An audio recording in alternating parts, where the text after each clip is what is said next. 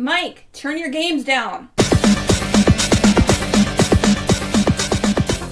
Hi, everybody. Welcome to another movie episode of Games My Mom Found. I am Mike Albertin, and who's eating some clam chowder and lobster rolls with me tonight? You had nothing better? Nope. Okay. It's Tiffany Albertin, and that's all I got. This is Joe Butler, and may my righteous sword of Damocles cut through these wicked sinners' souls. I am the Let's Play Princess Phoebe Stanton, and I have a quick question for Tiff. Yeah. While you guys were in Boston, did you ever pack the car have a yard? Say what now? I didn't hear you. Did you ever pack the car have a yard? No, I have no idea what you just said. You ever park the car and have a yard? Joe got it. Yeah, I got it. I do not get it. Did you ever park the car at Harvard Yard? I don't know. Oh, Mike was driving. I parked near Quincy Park, right? Quincy Market.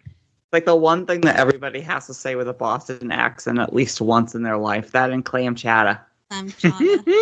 I just can't get over because we went to the place that you recommended, and it said clam chowder and lobster, and didn't say clam chowder and lobster. It's lobster. Lobster. Oh, the one in Faneuil Hall? Yes. Lobster. How was it? Fucking good. He had a bowl of clam chowder everywhere we went. Even the airport. Even the airport. That was my idea. And at the airport, I think it was literally like $15 for a bowl. It wasn't 15. Chowder. It was 12. 12 for Come a on bowl. now, get your overpriced clam chowder right. Not Christ, a that's bowl. a lot. It was literally a coffee cup. I was upset. Clam I was too. I was like, is Are that you your bowl of food? Yeah, it was a coffee cup of clam chowder. It was too good. It was good. What did I have? The I don't remember what you Boston had. cream pie. You had a few of those. No, I didn't. You got Boston cream pie at the bakery in Quincy Market too. Okay, but this was fancy. Yes, it was also more expensive. Not as good. The little place in Quincy Market that we went to that had sweets was also really damn I good. kept getting confused. Quincy's Yeah, place but you also is had a Boston awesome. cream pie too once because you had to have it because you're in Boston. Oh, okay, sure. You're talking about the underground one, right? I think we didn't go to the underground one. If you go to the outer part of Faneuil Hall, where there's like a Quincy Market, where there's just like a bunch of little stands selling toys and stuff, there's a staircase. If you go downstairs, there's a place called Quincy's Place that is a ice cream parlor, candy store, and little mini diner, and they're really good food. I don't think we didn't find it. The only thing I found downstairs was a little store selling like Revolution stuff from the 1700s. That was fun. And then a bathroom. That's all I remember. See, why weren't you in Boston when we needed you? Yeah, Phoebe. Because I'm an idiot.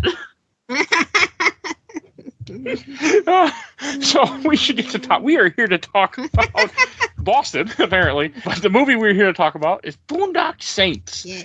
Directed and written by Troy Duffy. Woo, and came out in 1999 in Denmark and 2000 in the United States. In Denmark? Mm-hmm. Denmark was only 1999. It was 1999, then January 21st, 2000.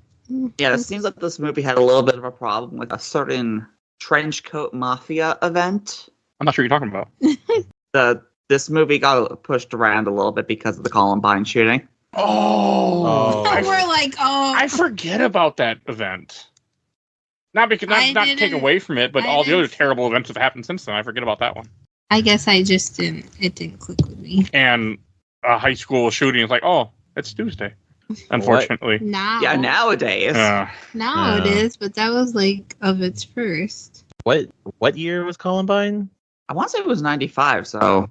Okay, yeah. Anything after that was an issue and became a thing of that Columbine. Like, what is it? Doom had a lot of issues whenever it came out. Grand Theft Auto, very specifically, was on the news like every other fucking week.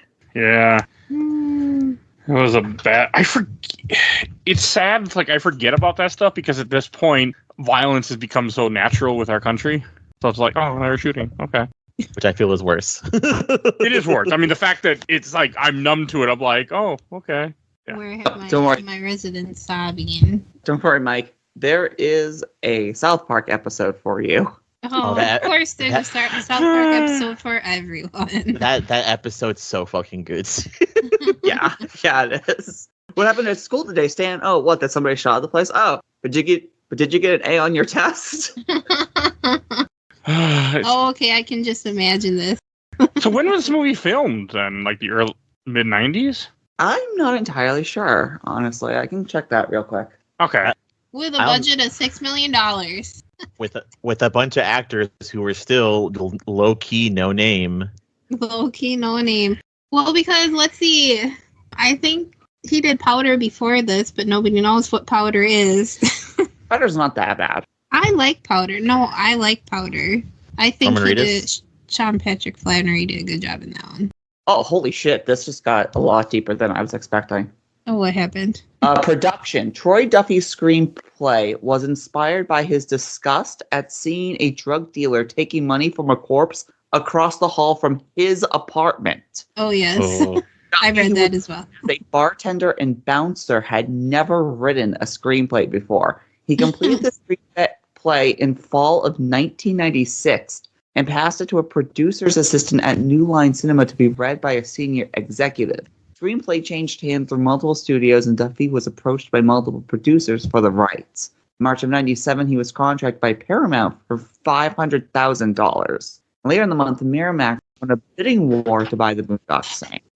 It said, where did it say? I think it was Wikipedia said that him and his brother used to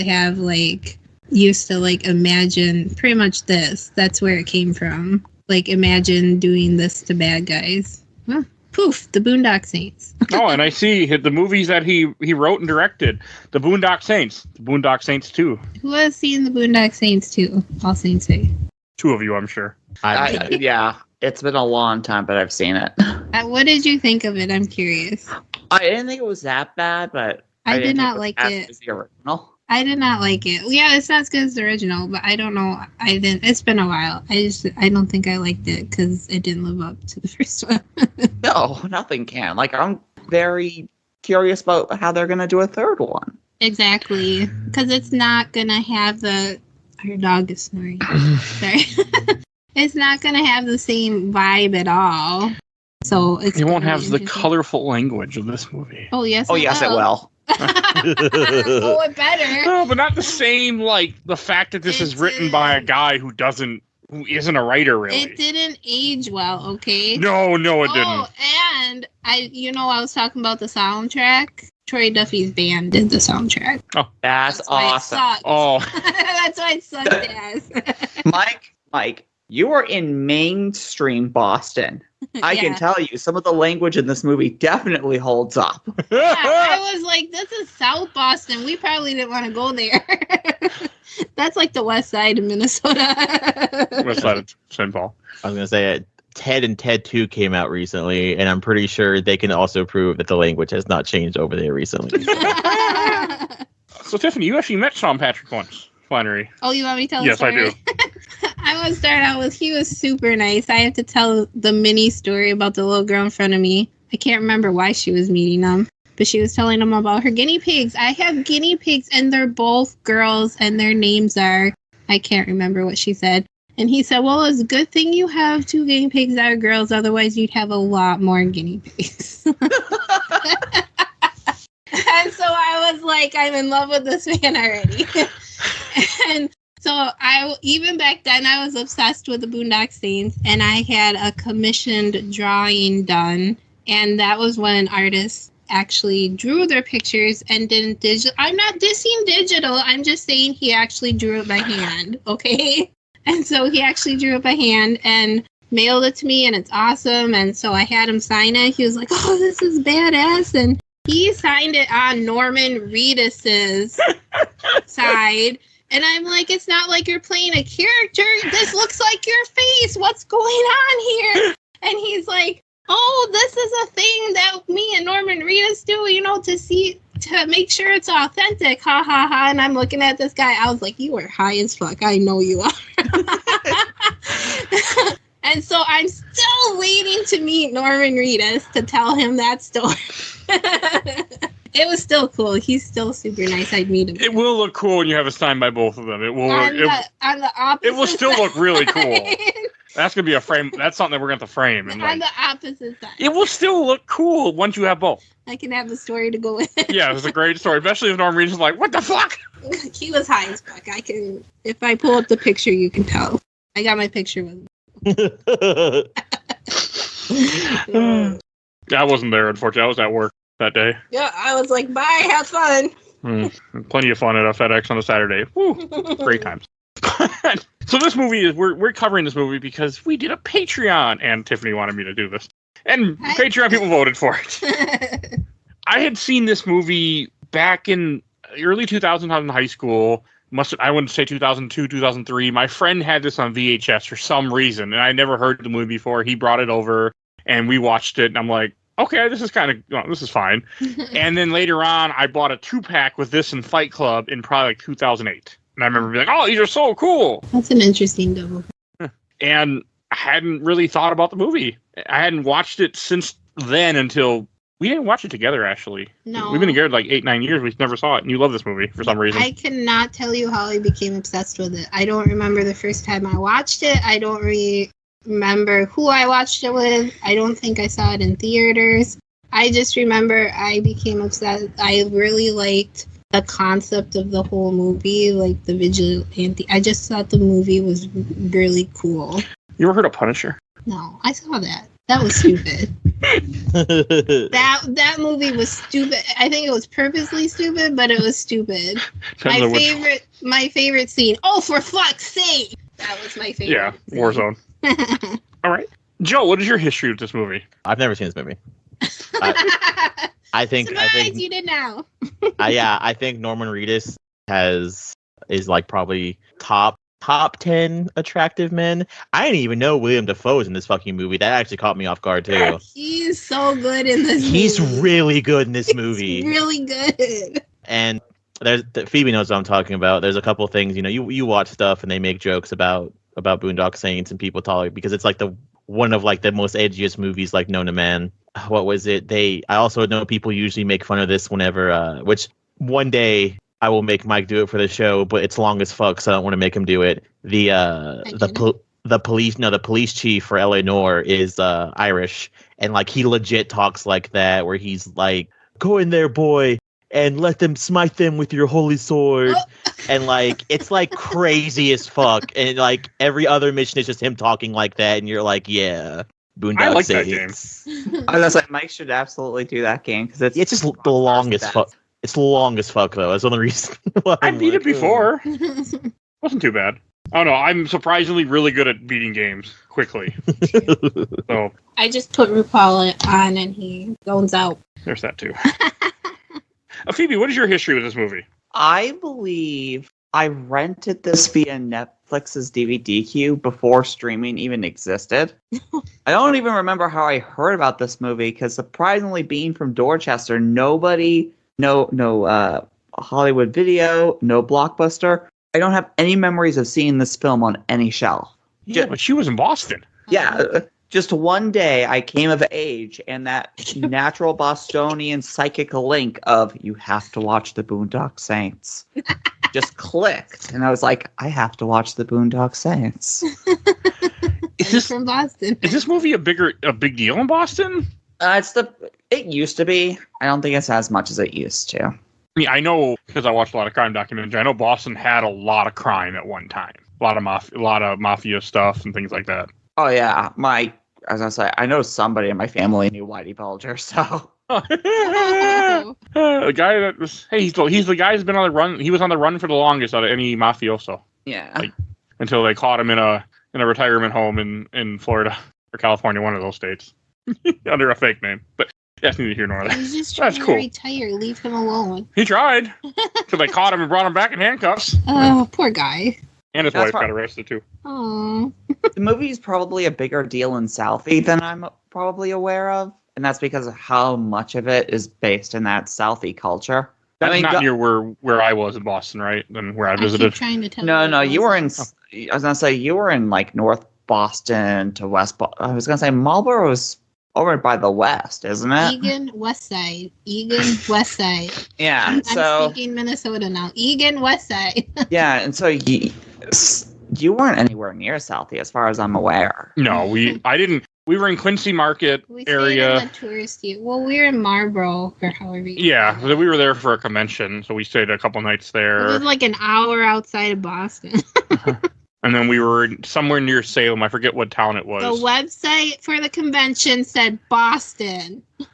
They lied. They lied Listen, to me. It's like if you go to Rhode Island and you type Providence. 90% of that state is Providence. 50% of Massachusetts is Boston and the Boston metro area.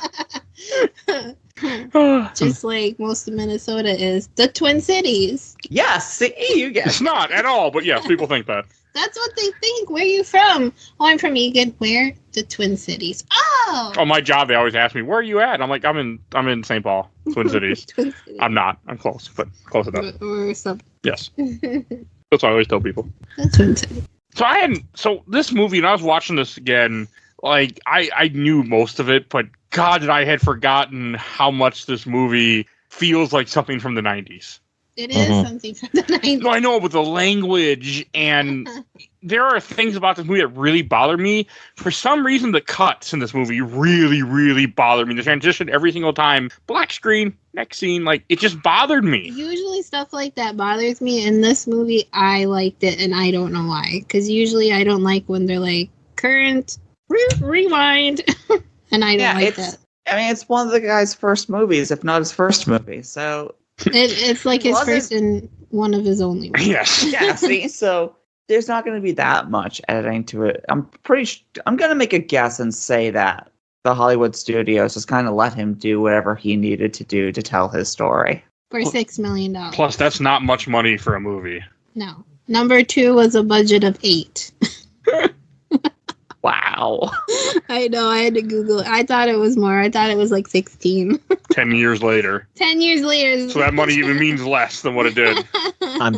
I'm also like, I'm low-key hoping to start doing this to more people. I know all of us here are movie buffs. I wish Bill was here so I can start betting into his brain too. But this is your typical, like, you know, people against evil people kind of movie. And one thing that me and my husband don't really look for it, but we think about it a lot. And then we, at some point during a movie, we see what year it's made. And it's funnier because the closer the year you get to it, the more the before and after is a little bit more noticeable, which basically the concept of every idea is, was this movie made pre or after 9/11? Yeah. Nice.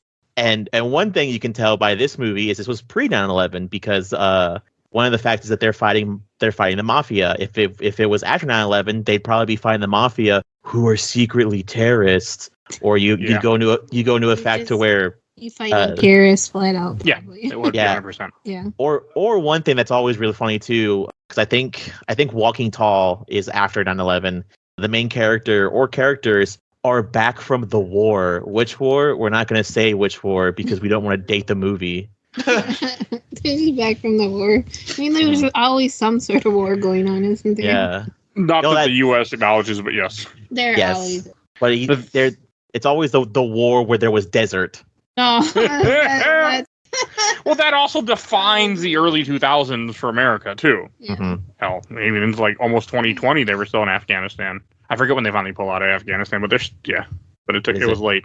One of the big noticeable changes is go rewatch Iron Man 1 and then compare that opening to the comics, where in the comics I think it's they're Asian, they're Asian, it's an Asian like evil group that kidnaps him, and then they change it to an Iraqi terrorist group that kidnaps him.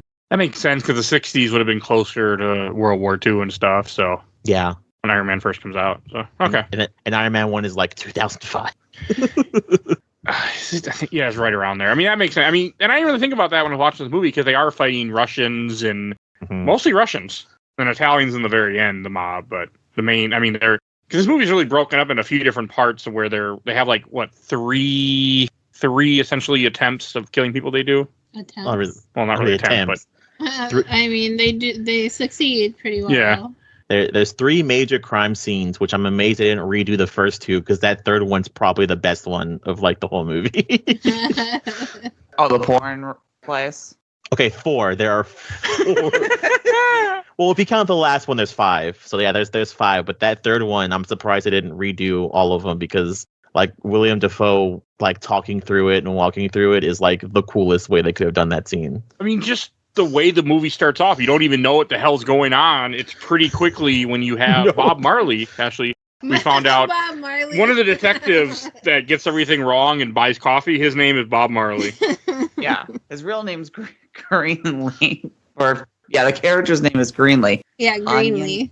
Onion bagel, cream cheese. With cream cheese. Greenlee. Yeah, Anybody want some coffee? You get. It's gone out for coffee.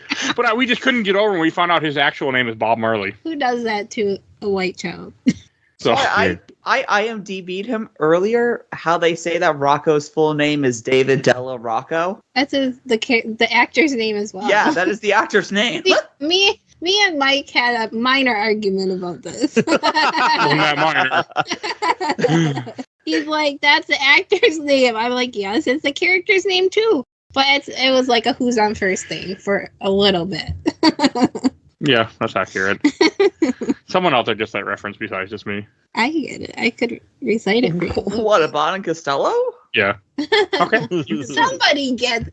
Come on now, it's not as. The only reason I know it is because they took there was a CCR song with John Fogerty, and they put me in, coach, and some weird radio station we listened to on AM in the 90s. The 90s. Penises were a thing.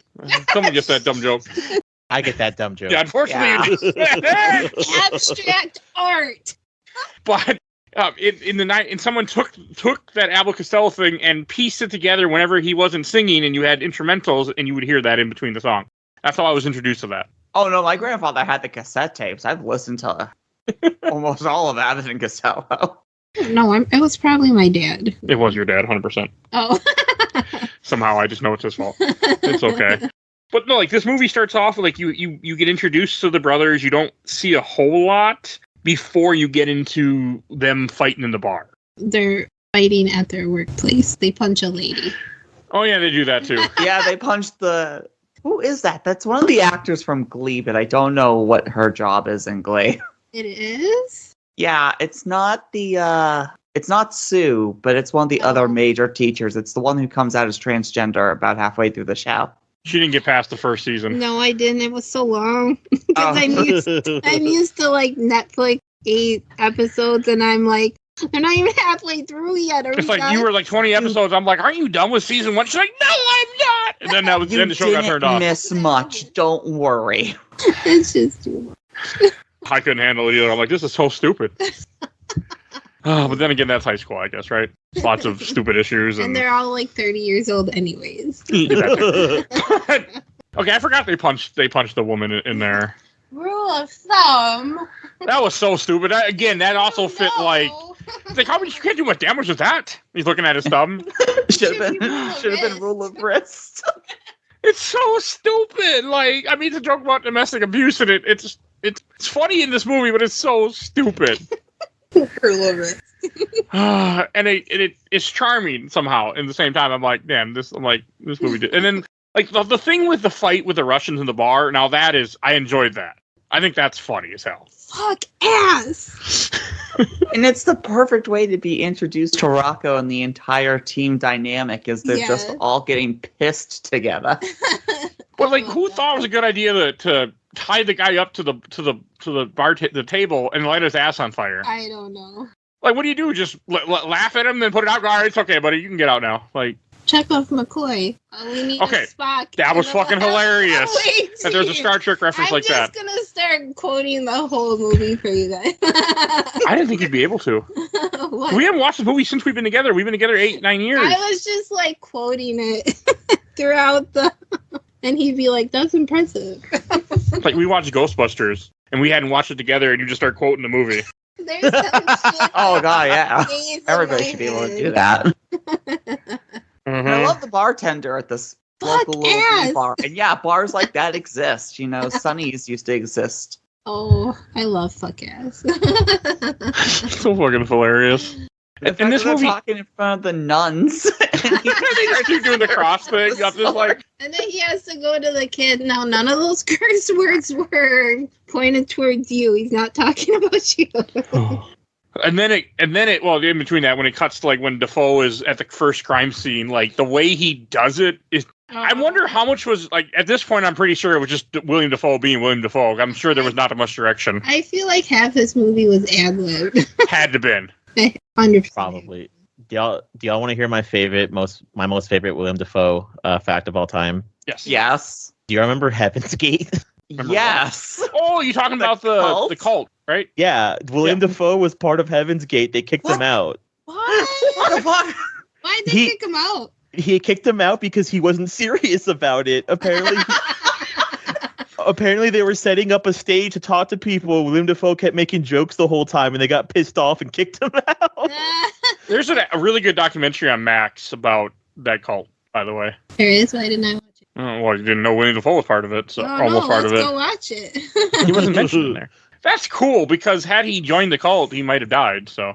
Oh, no, I think he joined just to see what it was about. Like, he was purposely fucking with them. Oh, okay.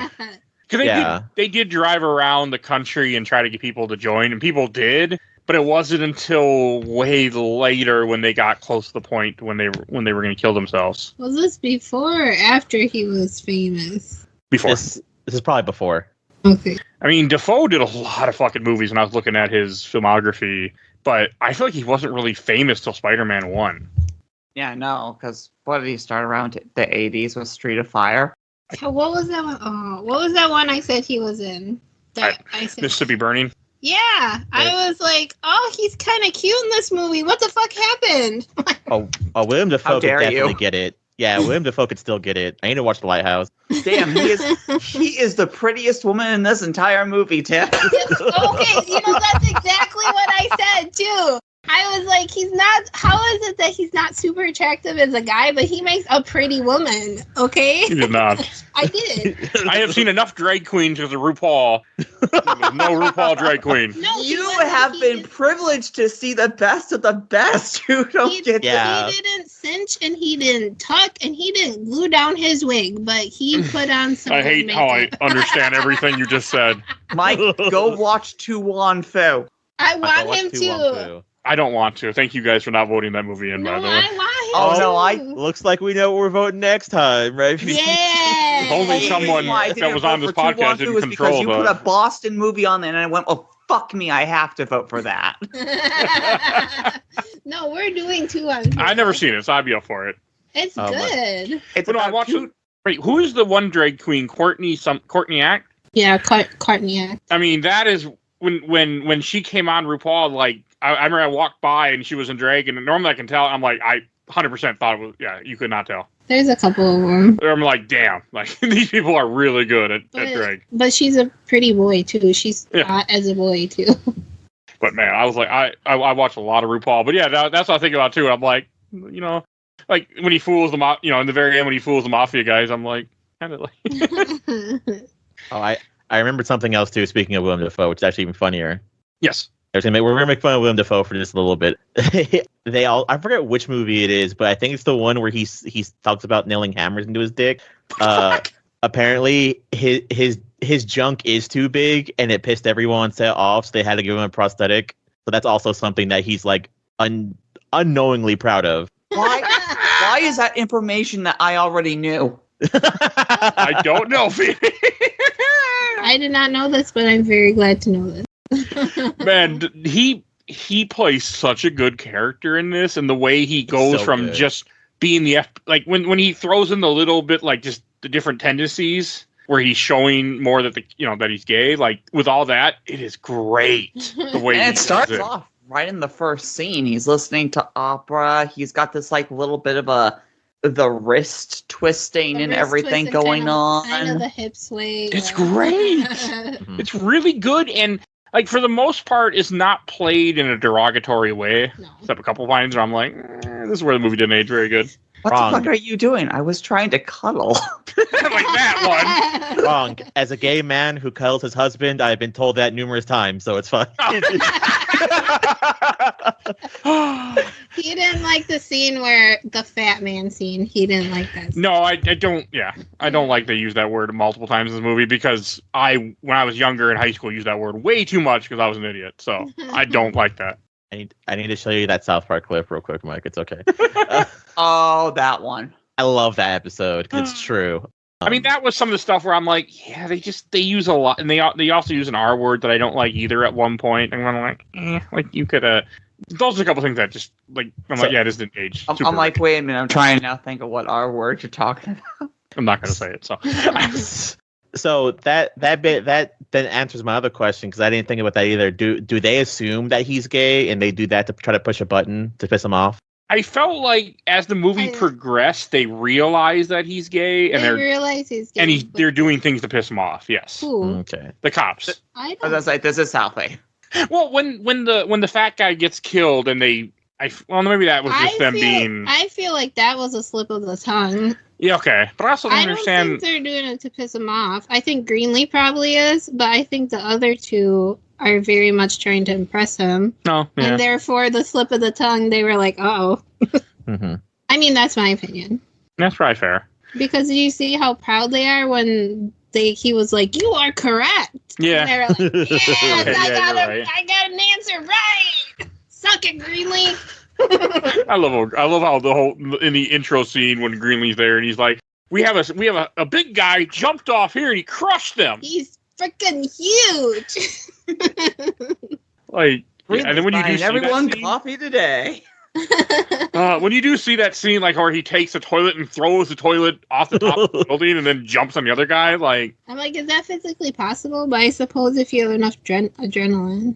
and it depends on how shitty the toilet is secured to the floor. Yeah. And how shitty the floor is. Oh, that was a shitty toilet. Don't worry. The shitty. I mean, they were just essentially just crashing in some random place that wasn't really housing. Mike, I've known people who lived in that type of situation. Okay. I mean, I lived in a basement. It wasn't too great, but Could so, you tear out the toilet if you had to? I might have, could have, yeah. Might have, could have. Might have, could have. Good thing my resident that's an English teacher isn't here. She'd be scolding Hey, you. if Bill listens to this, what he would say is language is fluid, especially with Mike. He knows. Might have. Might have, could have. That's my new phrase. Might have, could have. I don't know. Mine wasn't bolted. I don't think ours was bolted down because it was a quick fix in the. Yeah. So probably could have. I think you didn't break your ass. So yeah, but no, it's a shit. Yeah. I mean, I do like that. I like also when they randomly wander into the police station. Not randomly, but they go to turn themselves in. Greenlee's so upset that he was wrong again. They just walk in the background. So I have the movie playing next to me just so we can go through the scenes and all that too. Is this kind of the first sign? Because later, obviously, I don't want to jump around too much, but later on in the movie, it's revealed that Willem Dafoe's character actually does sympathize with them. Is this like the early sign of telling it? Because when they walk in, they're not immediately arrested. Willem Dafoe immediately goes, "Look, we can tell it's self-defense," even though it kind of clearly wasn't. And he's like, "So why don't you boys just tell me what's going on? You know, you're not under arrest. You're free to go after this, whatever." Is that kind of your first sign of saying like, "Oh, he definitely doesn't give a shit"? I don't think so. I think it's just a cop tactic to get you to admit the stuff that you don't realize you're admitting to. Yeah. Probably. I think it's a little bit later he starts to... Well, one, they didn't have enough information to really take them to court anyway with this. Because they didn't have guns. The other guys had guns. You could prove that the other guys had guns and were firing them. So it was easy to rule it with self-defense. But I think it's later on he really starts to take their side. But I wouldn't say that. I think it was really just a cop be like, "Oh, hey, why don't you tell me your life story? I won't use any of this information against you in your confession that we're recording everything you're saying. Just tell me how you feel." Also, I think part of it is, you helped take down 2 gangsters. They might have been minor on the totem pole gangsters. They were soldiers. But, they're off the street. Shake your hand. Thank you, sir.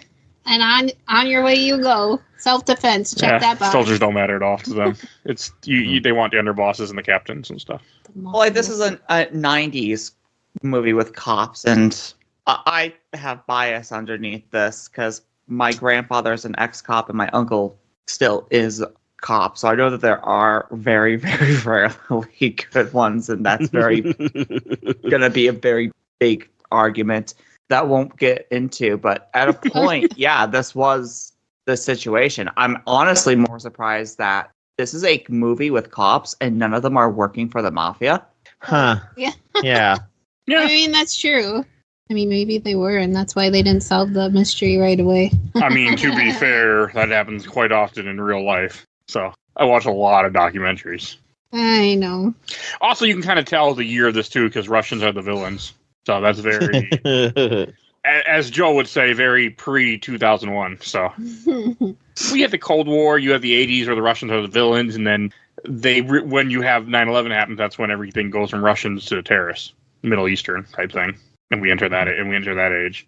At least we get a scene that explains why it's happening. The Russians are moving in to make territory, right? Is that what it is? Yeah. Yeah, the Iron Curtain came down, so the Russians and the Italians are trying to reach into each other's and make a sort of truce between the two mafias. Yeah, the Italians aren't having it though. Yeah, so some Italians are going to Russia, and some Russians are coming to America, specifically Boston of all places. Despite it, I feel like California would be a hell of a lot easier. Boston had a lot of crime though at one point, and it's close to New York, we did. so makes sense. All the other hubs of stuff, I guess. Hubbubs. All right. No But because I'm looking at my notes, this is when you get then I do like how this movie it has the faux kind of like you always see the aftermath, and then you go back and see what actually happened. And I'm like with Tiff, I really don't appreciate it always in movies, but I appreciate it a lot in this movie. You just said you didn't like it. It was okay at times. What? When they're in the cells, you were right. That was him. a weird scene where the dreams, like they wake up and then the water's dripping on them, and they're like, "Oh, we're being baptized," or whatever the fuck We this. have a revelation. God spoke to us. We gotta go kill people. They both woke up at the same time. Clearly, this must have been divine intervention. It has to. Couldn't be the water from a shitty ceiling leaking on you. Nope. No, but I mean, they were shirtless and they Thank God they were. I I may not have many fears, but some fears are actual genuine fears. But if I'm ever walking somewheres and I feel water drip from my head and pretty sure it's poo water, I'd probably have a panic attack. So is that what that was? It was a panic attack, not a spiritual revelation. If they had a spiritual revelation, I would have freaked out by having poo water probably fall in my mouth. It was all the bacteria taking over their brain. Okay. Oh, and then I'm not going to tell this joke, but when you have Rocco talking to the boss, when you kind of get introduced to you get introduced to the Italian mobster guy, you get introduced to. You're not going to tell the Coke joke? No. No way in hell. Tell the summary. That's a joke that you can tell this movie is early 2000, 1999. Like, you can tell. It's just. Or maybe Troy Duffy was just a racist. That's a racist ass joke. I mean, it's so bad. No, Mike, don't worry. It's Boston. It's Boston, and it's in with the culture, though. Hell, it fits in with today's culture, too. Except they would have had red hats on while they were telling the show. Yeah. Not wrong, am I? No. Except the joke would be, well, one guy wished to build a wall, and the other guy wished to have another wall around the entire country, not just the southern border. Well, I guess I don't need anything, because I'm an idiot. So that's how it would have been instead. It had been today. But I might have to send you a DM later. But that's how I took. It's just such a racist, stupid joke that it's just like. It was supposed to be racist. I know, and it just. I guess maybe I just don't like stuff like that as much anymore. I mean, it works for the movie. Okay. It fits the tone. Okay. I don't know. We can move on. But also, why the fuck is Ron Jeremy in this movie? They needed a sleazy guy. I was wondering if he was going to recognize him. He's like, is that Ron Jeremy? I unfortunately know who he is. I was like, good job, baby. Never seen any of his movies, thank God. I don't know who he is. You have not. You've seen Ghostbusters. You've seen Ghostbusters? Yeah, he's walking down the street. Oh, well, I've never seen any of his other movies, thankfully. I know my dad wanted to meet him, actually, because he was at a strip club that they went to, but there were too many people, so he didn't meet him, but he wanted to. Ron Jeremy looks like he smells like lunch meat. I'm not the only one who thinks that, right? No. Oh, now that you say that, no. But yeah, he does make a good sleazy guy, but I'm just like, why did you get like... Probably because he knew somebody who knew somebody, and he'd do it for cheap. Yeah. They were thinking about Italian mafias. They needed a guy who looked like Mario, and Bob Hoskins was whispering, "Never again, never again." Oh, that is fair. And Danny DeVito's jokes. We didn't have much money, so. I mean, God, the Ron Jeremy stuff. I mean, he's only in that. Well, he's in this scene, and he's in one other scene when he gets killed at the strip club. Killed. Also, I didn't know those were a thing. Not strip club, but the whole like where you jack off in a box and then you put money out in the dancer. Oh, that's essentially what it is. Nothing surprises me anymore, honestly, dude. That they have those. I think the weirdest moment I've ever had is we went to go see. It was I go out with my aunt, my uncle, and my cousin. They go see my aunt's side of the family. And we were driving down the road, and it was the middle of like San Antonio, and we're passing by these billboards in the middle of nowhere. And all I see, the first one is like video rental store, and I'm like, oh, okay, that makes sense. And then the second one is like adult movie theater, and I'm like, oh. And I think this was like right after like Pee Wee Herman got like arrested, so I'm like, yeah, that also makes sense. And then the third billboard is like adult themed arcade, and I'm like, why the fuck is there an adult themed arcade? Joe, what you didn't realize is that those were all the same place. Probably, yeah. Yeah, probably. But I remember when I first saw this movie in early 2000s, I didn't know this was a thing. I also graduated in 06, so kind of giving my age would have been later teen. But yeah, I didn't know this was a thing, and I forgot all about this. I'm like, oh yeah. You were born in November. Oh, there's a lot of pornographic stores in Boston. You just have to know where to look. We did not know where to look. I didn't want to look either. You don't need to look. The internet exists. Get all the porn you need right there. Unless you're in Texas. But you don't get your porn online. You got to go. Hey, no wonder, Joe, you were in San Antonio because they were looking to the future, knowing the internet was going to get banned in Texas, so they had to go back to the old fashioned. That is a deep fucked up cut, sir. I'm glad you made it. I just can't. I know it's like the third time I made fun of this now, around the same time people are hearing this, but I just can't get over that. It's fucking funny though. Mm-hmm.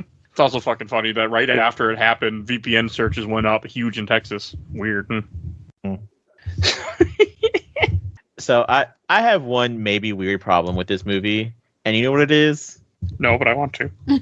Crime economy. Fucking both of them go into this guy's back office, and they give him what, like 2 guns, a couple of watches, and like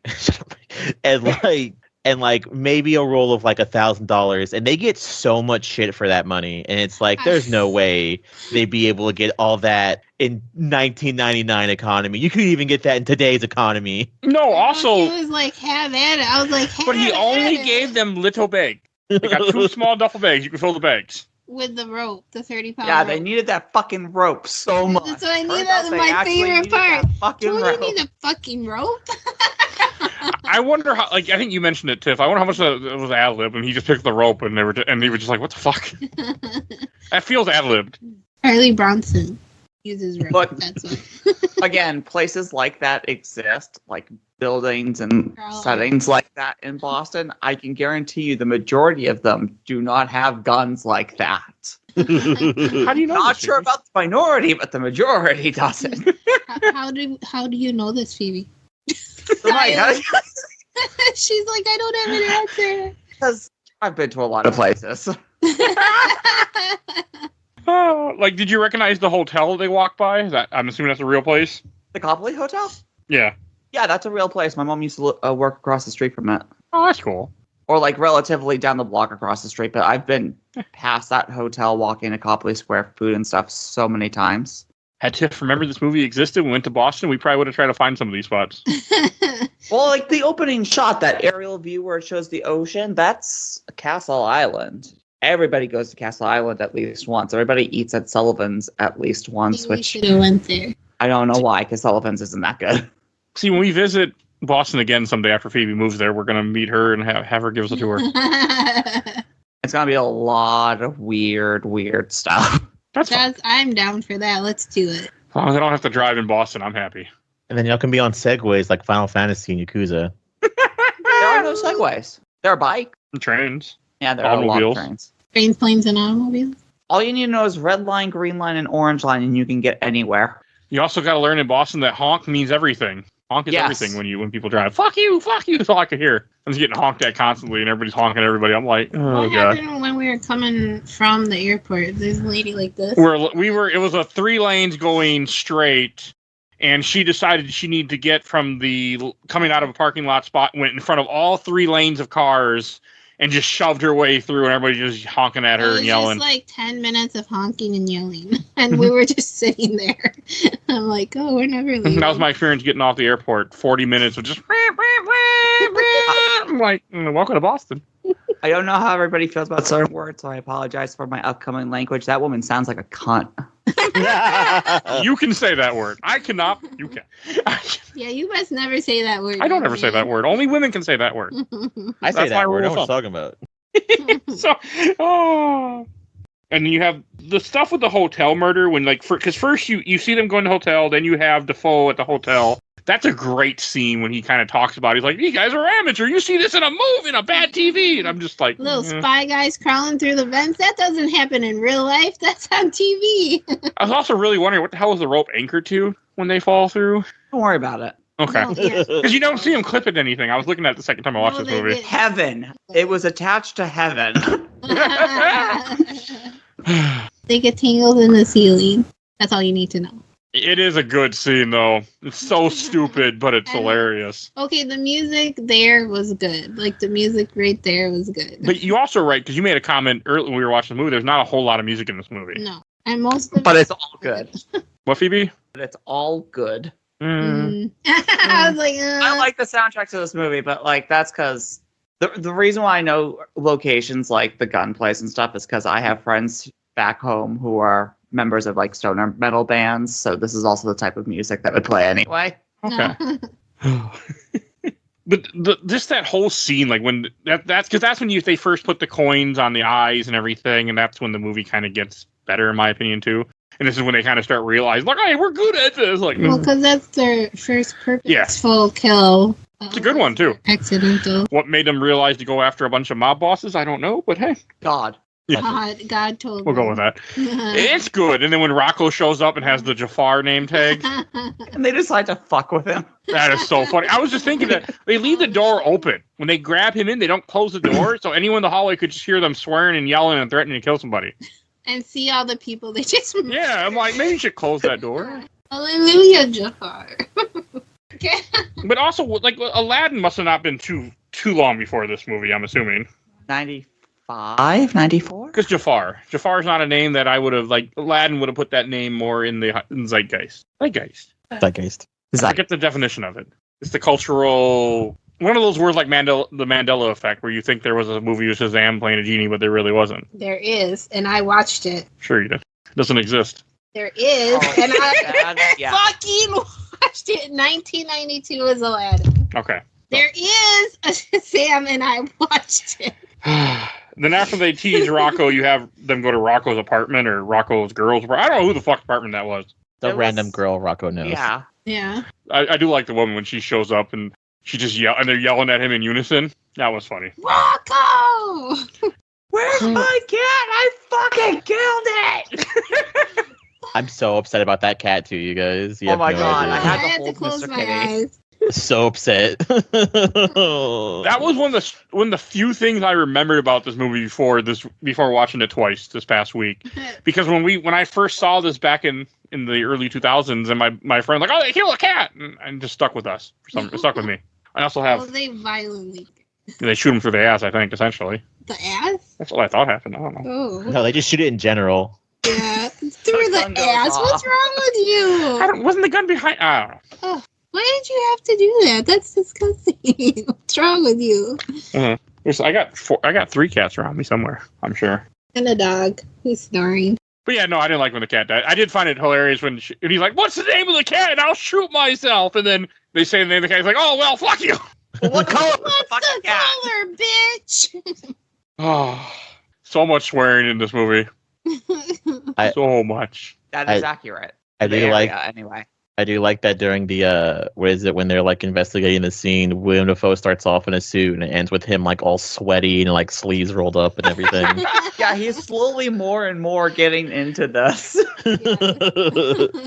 That is good. If he wasn't in this movie, this movie would be a whole lot worse. I wonder how they got him. He wasn't famous yet. No, he wasn't. He wasn't famous Except he was more famous at number 2. Spoilers. You haven't seen number 2. No, I don't want to. William Dafoe and what the fuck is it? Nicolas Cage have slowly become the part where they're like, I don't give a shit what I do, I'll do it. But also too, they very much do enjoy coming back for like sequels because Nicolas Cage has said for like years he's like, I'll do a fucking National Treasure 3, but Disney doesn't give a shit, so it's never happening. No, No. we're never getting a third one, which sucks. 'Cause that first one's amazing. The second one was okay. It's okay. I love that we're just in a Nick Cage renaissance right now, where everything he has is pretty damn good, honestly. Yeah. Let's do a Nick Cage poll. Yes. Yes. I don't know what my choice would be, but yes. Wicker Man has to be on there as a joke. Never That seen that. movie's, it's so fucking boring. It's like only the last half is good. He's in a bear suit and he punches a person. And The then best part. I'm just looking at my notes. You have arguing in an alley, arguing in an apartment. Your notes suck. No, but ass. also- That's what they I do. have Rocco losing his fucking mind shooting up the diner. That's right after that. That's a real diner, I think, too. Well, because they're so arguing in the alley. This is when they're telling them they set him up because there was 8 guys and he had a a six-shooter. six-shooter. And he's saying no, no, no, and like literally, has he really been working 18 years as a package boy for the Yeah. mafia? That's very. Yeah. That's also very that happens. Like realistic? Hey, Like he didn't move up at all? Yeah, that's realistic. Honestly, fuck it. I wouldn't want to get that deep in the mud anyways. They end up fucking. That's true. Because if they don't give you an assignment to kill anyone, you can't become a made man. So Oh, well, Yeah. you know what? I might be okay with that. I'll just be your package boy for my entire I life. mean, you still make good money. You're still making Fi- money. When can we address the guy in the bathroom? Is he coming up soon? I mean, not yet. Not yet, because we still have to go through him shooting up the diner because of Okay, we need to yeah. address the guy in the bathroom. Keep going. The diner part is interesting. I do like how he opens his jacket and shoots the guy through the jacket. I'm like, okay, that's cool, even though it's only done to save money. Yes. But it's still good. Oh, also go back to a really dumb thing. I'm pretty sure what it was when they killed the fat guy in the Russian thing. I'm pretty sure they used a sleep mask, like an ice sleep mask, and painted it red. I'm 99% sure that's what that. Because when you see his face, you see his eyes are all bulged out. Oh. I was looking at it closely. That's 100% one of those You're like. not supposed to look at it closely. That's what I do. But sometimes, not normally. But I was like, I just was curious because this is such a cheap made movie. I was just looking for things. You don't think they did all the whole prosthetics? Probably not, because he was Oh. just laying there. Yeah, it's no like sleep mask. practical effects. Mike, you should watch a trauma movie at some point. Never seen one. That's Oh, they what? do. Trauma movie. Bad movies. Oh. It depends on who you ask. You're asking me. I'm pretty sure it would fall under bad category. Air. They're weird. What James Gunn was doing before he became James Gunn. Oh. Wow. Yeah. And then he made a bunch of really bad tweets. And then those got deleted. And then Disney found them years later because for the right-wing mafia essentially went after James Gunn at one point. Oh, So. Lord. Did you really just call them the right-wing mafia? Yes, I did. Is that because we're talking about the I think mafia? so. Also, it sounded funny in my brain that it just came out. It was essentially this right-wing nuts that Moving started it. Yeah, everyone listening to the show at this point knows. It fits the topic. Is it? I don't Because know. you said mafia? Yeah. Okay. That's why. That's See? fine. But no, that the gun scene in the diner I thought was good. Where he just shoots the 2 idiots and then he shoots the bartender. There's 2 just random people that are like, oh, run for your life! They just do. He's like, I'm an idiot. I shot people in broad daylight. Well, yeah, you are an idiot. So he runs back to the apartment and he's like, oh, he's taking records and he's taking like pots and pans and he's got this bag and he's just shoving random stuff in there. I'm like, what are we doing? Where are we going that we need LPs to go? Yeah, I mean, the pots pans almost make sense. The LPs don't make any sense. And they, to be fair, they do use the iron later, but Oh, we're not going to talk about that. We will. right now. not yet. We're getting there. I have a joke when we get But there. I don't know what the records, and he was taking some other random stuff. and Maybe you can throw the records at zombies in case zombies came in this movie. The same damn thing. But actually, when I think of records, I think of one of those. There's a stupid. I like the song, but I can't remember how it goes. The one, somebody that you used to know, and your friend dropped Gautier. the record, like something like that. What? I always It's talk about. Gautier. Thank What you. your age? I won't. The show doesn't pay me enough. So then it's after all this when they decide to go to the strip club. I like how the reason they go to the strip club, they just drive past it by accident, essentially. And he's like, oh, yeah, that sleazeball goes here every week. I don't know. That part is hilarious, especially when Defoe does the whole thing when he's like, and he talking about how the guy went and shot with the guns different ways. He's like, we got ourselves a cowboy. Wyatt fucking Earp. Fucking Earp. It's hilarious. There are some good. Okay, there are. I did laugh a lot at this movie. As dumb as this movie is at times, I did laugh a lot at it. We got ourselves a Kennedy assassination conspiracy theory going on. I can't believe how much of these lines in this movie are in your head. I really can't believe it. I could do the one Rocco says in the bar to the Russian if you want. No. We do not want that. Why not? That's super funny. I do like when Defoe's like, oh yeah, there was a murder at the bar. And he's like, what? He's like, yeah, we didn't tell you because it wasn't important. He's like, what? I do like that. He's so mad at them. So somebody's killing a bunch of people around, and you think that this isn't fucking related. I want your opinion. I'll tell you. and here's the part that Tiffany has questions about. This is when we get to the bathroom when he's talking. The mob guy's talking to the other mob guy. Now? Yeah. Oh, is when he gets to the bathroom? Yeah. Oh, so who is this guy? Like Mike's like he's an underboss. He's a former boss who's now retired. So they stick him at cleaning the bathrooms? He might have done that on purpose himself, because Okay. you still want to stay in the game, but So not on top. So you just become, because everybody talks in the bathroom. That's true. But Mike's like, no, he's got a stick. He's blind. I'm like, he's sweeping. He was blind. I was like, he's sweeping the goddamn bathroom. No, he's not. And then there's another fast forward. There's another scene, and he's got urinal cakes. I was like, he's cleaning the bathroom. And he's throwing the urinal cakes perfectly into the urinals. He's not even looking. He's just like, choo. Because he's blind. He's Daredevil. Blind. He's Daredevil. Yeah, he's Daredevil. Okay, this makes much more sense. I bet he's got a fancy apartment in New York, too, that he shouldn't be able to afford. It has secret rooms, too. Oh, my God. To be fair, a lot of people have those sticks and they just have bad vision. I think legally you have to have one if your vision's like under like 60% or something like that. Oh, really? 60 You do? Yeah, 60% is still a lot too, which is surprising. But yeah, no, it just because I've unironically been seeing a lot of TikToks where people are like, I was at fucking Target and I went to go grab me lunch or something, and he's like, some guy came up to me and started cussing me out because I had a fucking blind stick. But they're like, I have like, they said they have like barely any vision in one eye and then no vision in the other. So the guy was basically cussing them out for no reason. Yeah. Oh my God. That's so weird that Joe and I get the same things now. Because YouTube's been giving me shorts recently of some couple, Matthew and Paul, and one of them is blind. So just found out this week that about 85% of blind people are blind, but they have like the tiniest little bit of vision. It's just like, it's so minuscule, like the very, very center of the eye, that you have to have a stick. Also, it's the Games My Mama found effect, where apparently you guys get the same stuff advertised to you. Probably.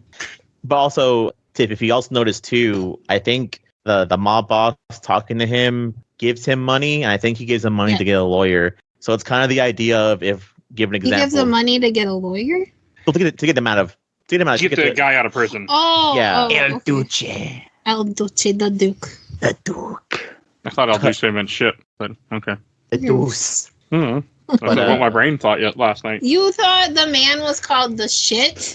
I thought that was stupid. He was the shit. He was the shit, but you're... But also, Tiff, if the place was to get raided, you can't arrest the guy who works the bathroom. I mean, he's just kind of in there doing his job. That's true. And I say that because it kind of goes into a whole thing, because he's worked for the prison and we know about this. Most like head cartel members do not have any tattoos whatsoever. That way, if they get caught, there's no proof that they actually run the fucking cartel. Oh, That's smart. brilliant. Mm-hmm. That's interesting. I didn't know that. And I'm a guy How do you know all of this, Joe? He was a prison guard. Oh, yeah, it was prison guard. Prison guard. Oh. Yeah, one thing they say to keep an eye out is for whenever if inmates are in a prison, and obviously they still get tattoos in prison the shitty way. And if an inmate suddenly gets a tattoo, you have to report it, and they have to see if it's related to any gang stuff, either prison gang or free world gang. Oh, that's got to be a depressing job too. I was hoping you were secretly in the mafia. Secret Asian Joe. No, He's not dumb enough to release that information yet. not yet. And then this is the part that you were wanting to talk about more, is when Rocco tells him about the hitman they're going to go get. And he kind of tells the whole story about the guy that went to the house and killed everybody in the house and then ripped up the carpet and threw him in a dumpster, I guess. Who, me? No, that's what happens in the movie. Oh, didn't. You're looking at me like I wanted to talk. No, you want to talk about this is the guy that ends up being in the bathroom. what you want to talk about, isn't it? I did. I don't remember. You said about the guy in the bathroom. No, I think. Oh, you meant the other guy in the other bathroom. guy in the Yeah, bathroom. the other guy in the See, there's bathroom. multiple guys in bathrooms in this movie. This is when they go to the. They knew what I was talking I about. didn't. It's almost like bathrooms are super cheap to film in. I would have thought. They know exactly what I was talking about. The guy in the bathroom. I got nothing. I got nothing. Okay. Yeah, 'cause this is when they go after the hitman guy. And I do like the scene because you see the White House they were at and all the bullet marks, and then Defoe's like, they had a shootout out here, 6 guys. Oh, there was a firefight. That's my favorite line. The one time that Greenlee gets One it right. time he gets it right. He's like, shut up, Greenlee. One guy with 6 guns. Shut up, Greenlee. Like I said earlier, I think this is probably my favorite crime scene part because William Dafoe's actually in there, like talking about it while they're working around him, and I'm honestly good. I'm honestly surprised they didn't redo all the scenes to look like this because it's really, really good. It's cool. This one's cool. I agree. It was probably more expensive to film with him in the scene too. Maybe took more Probably. takes. Oh, we don't got time for this. And this is the part where randomly at one part he just shoots up in the air. He's feeling it, okay? He's just feeling the moment. The more this stuff goes down, the more he breaks down throughout the movie. And you can It's see really it. starting to affect him. And he looks like he hasn't showered in like 3 days. His clothes are like the same as they've been. And they're all I greasy. didn't have money. Couldn't do another wardrobe change. They also, it's also a thing too where he's obviously working on the cases, and this is what would this be, their 4th case? But yeah, and they still haven't figured out who it is yet. Yes. Especially because he breaks down because they're like, what is it at the end of the whole scene that it's like, they call him over and he's like, what's up? And he's like, they're like, we can't get a good blood sample, and he pulls it off and he's like, pneumonia. Yeah. We can't even get it because they use fucking ammonia. And it's like, oh, he's pissed. Like he's pissed. And they're Then all he just finds watching him. Rocco's finger. Yeah, And then he just stops, like nothing happened. and he puts it in his pocket. And they're all just looking at him like, what the fuck just happened? He's like, I'm all right now. And isn't this when he put his hands on he puts one hand on a hip when he walks off too? And I'm just Yep. like, Sways that was away. great. He's been doing stuff like that throughout the entire movie. Yeah. He's so good. He does such a good I'm job telling playing you, this. Do you see why I loved him in this part? He's great. He's a great actor. He's good in this part. You know what really upsets me throughout this entire scene as well? What? So we have him talking about Willem Dafoe's like mimicking all the, which is also really cool, where he's mimicking them shooting the guns, and he even gets on his knees and leans back, which is also like super entertaining. That dude gets up from the toilet, no wipe. How terrifying is that man? Well, I mean, the commotion. there's also gunshots being shot into the bathroom he's sitting in. He knows there's trouble. But he didn't seem to hurry. He took his time. Did you see how he took off the towels off the towel rack, folded them, put them on the sink, and then took off the towel rack? Because he's fucking nuts. And he's a meticulous person. He's a meticulous killer. So that's also why. But Plus, my favorite part was when he saw sick Rocco fuck. and he was like, son of a bitch, I know you. He also takes like a shot straight to the gut and doesn't even fucking flinch either. That's Lynch just goes after Rocco. Mm-hmm. Adrenaline. All continuing to think that, let Rocco take care of it. He says he can take care of it, and they hand him a cue ball. A cue ball. No, let him go. They're going to let the guy just kill him. He's gonna get killed. Let him go. I just wonder in this movie how many times when Norman Reedus and Sean Patrick are talking, how much is actually in the script, or how much is just them. It's probably just them, mostly. Because especially when you just get a lot of parts where all there's like, fuck you, fuck you, fuck you. It feels like, that was just them just going at it and having fun. I mean, if I read a script and half of it was fuck you, I'd be like, so I can do this. I don't know. But no, it was good. I mean, when he beats him the shit out of the cue ball, I'm like, yep, it's a cheap movie. They don't show the head to see you how damaged it is. Yeah, I thought that too. And then We're lucky we got blood splatter, guys. Okay. Oh man, when they go outside and just the one guy, and when the one hitman just standing there, just like the 6 guns. Billy Connolly. That's a good scene, and they're just getting shot up. That's I such like a good Billy scene. Connolly in this as well. He's not in there long, but I like him in it. And then after this, I don't remember where they go, but they go to the place where they were hiding out, and they start using the iron on themselves to burn all their wounds. And Joe, do you know what came to my mind immediately? Wait, oh, is it fucking Heavy Rain. You can game burn will your never wound, leave. if I remember correctly, if you put the rebar in the stove, you can burn the finger. Oh, you know what? It's called cauterizing the wound. Yeah. Speaking of heavy rain, I want to talk about like upsetty spaghetti acting. Fucking go play fucking Beyond Two Souls. William Dafoe stops giving a fuck halfway through that game. I forgot he's in that Please game. don't.